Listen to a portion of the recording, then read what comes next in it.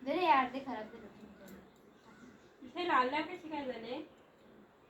कुम्हाडला कोण गेलेला? मी कशाला?